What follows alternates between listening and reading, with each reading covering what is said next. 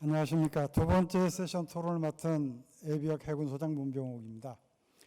두 번째 세션의 주제가 해양안보 역량 강화입니다. 여기에 해군 예비역이 나오니까 여느 토론회처럼 또 해군력 강화하고 배 만들자고 하는 소리 하겠다. 그 소리를 그렇게 생각을 하실 겁니다.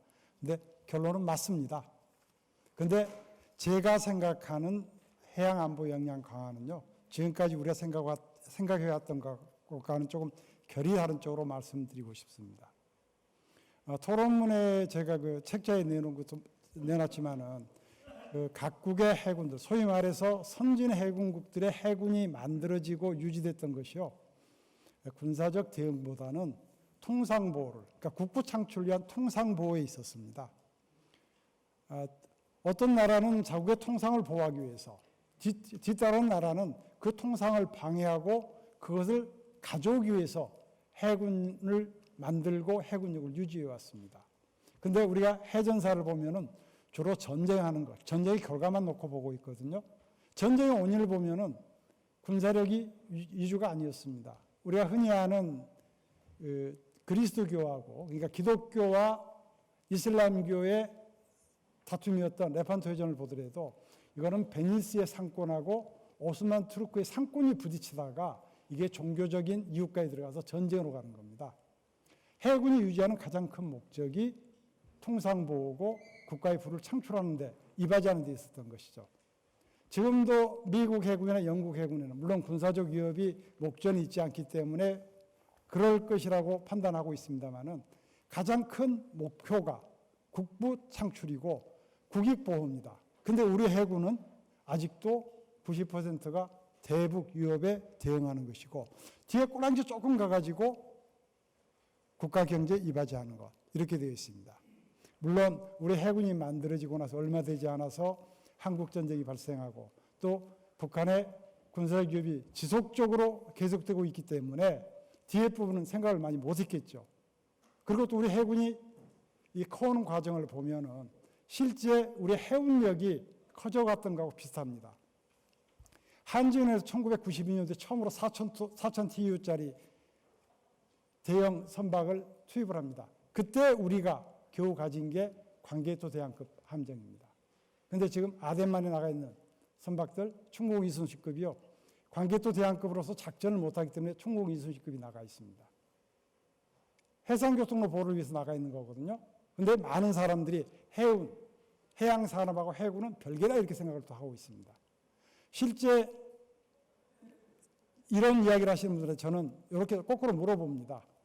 1년에 우리가 들어오는 온유량이 얼만큼 되는 줄 아느냐고. 금년도 산업자원부에서 발표한 걸 보면은 2022년 9월 현재로 8,500만 배럴의 온유가 수입됐습니다. 하루에 280만 배럴이 들어옵니다. 280만 배럴이면요 30만 톤짜리 슈퍼탱크 한 척분입니다. 이거를 중동 한 나라에서 우리가 온유를 가져온다 그러면은 한국 해역에서부터 중동까지 온유만 따졌을 때 30만 톤급 선박이 11척이 쭉 줄어서서 있습니다. 이건 들어오는 것뿐입니다. 나가는 것까지 하면은 최소한 20척 이상이 필요한 것이고, 이 해상교통로가 차단됐을 경우에 우리 경제는 뭐 앞에서 여러분들이 말씀하셨듯이 정말 어떻게 될지 충분히 예측하실 수 있을 것입니다. 우리가 해군력을 키우면서 지금은 대북 쪽으로 생각을 하는데, 내가 얻어맞아서 죽기 전에 먼저 굶어 죽을 이런 상황이 생깁니다. 그래서 해양 안보 능력을 강화하는 데 있어서 대북 유도 생각하지만 눈에 보이지 않는 척 해상교통로를 보호하고 우리 해양산을 보호하고 해운을 보호하는 이런 형태로 가져야 됩니다.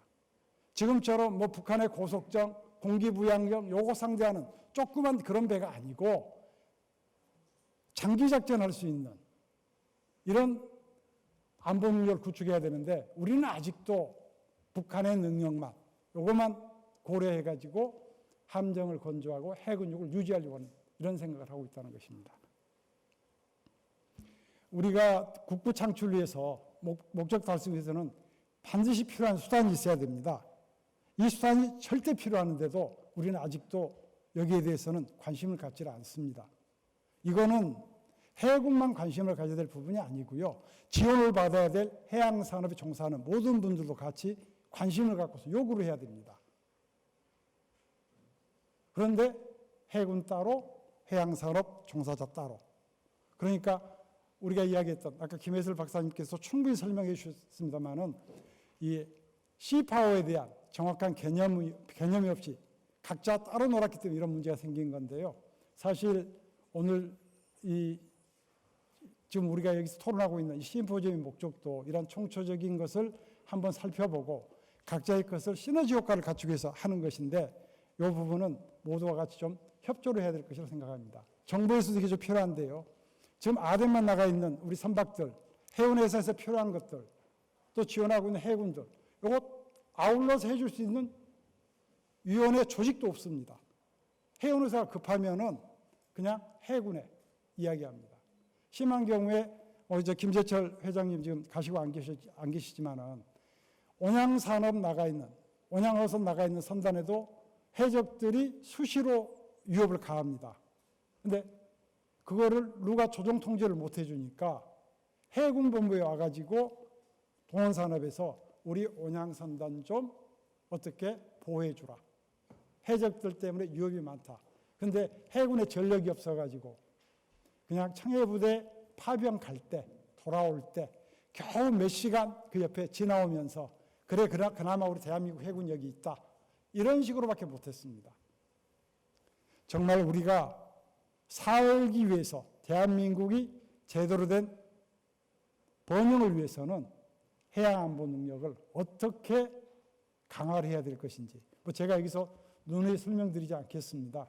그래서 관련되시는 분들 우리 해군, 해경, 해병대 다 같이 노력해야 될 부분이라고 생각하고 또 폴로에 계신 여러분들께서도 그 부분에 대해서 한꺼번에 힘을 합쳐주셔야 될 거라고 생각합니다. 제 발표는 여기서 마치겠습니다. 감사합니다.